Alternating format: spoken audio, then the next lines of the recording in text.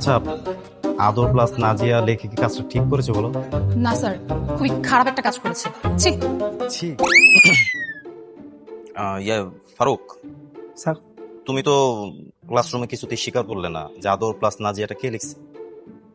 এখন বলো তো কে লিখছে? স্যার আমি সত্যি করে বলছি, কে যে লিখছে এটা আমি নিজেও জানি না স্যার। বোঝেন না স্যার, আমি তো কত কাজ করি, এখন কে জানি কে লিখছে, আমি কিভাবে সেটা বলবো বলেন?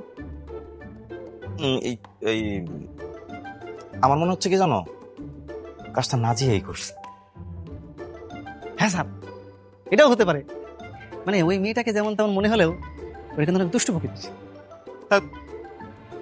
তুমিও তো দুষ্ট কম না, সারাদিন শুধু ফাঁকিবাজি।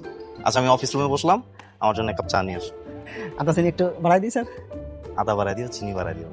এটা আমি জানি স্যার, কারণ এই কলেজের সবচেয়ে হ্যান্ডসাম স্যার আপনি। কারণ আপনার যদি চিনি খেয়ে ভুড়ি বেড়ে যায় তাহলে তো মেয়েরা পছন্দ করবে না। যাও যাও, ঠিক আছে, আমি যাচ্ছি স্যার। দুষ্ট কোথায়।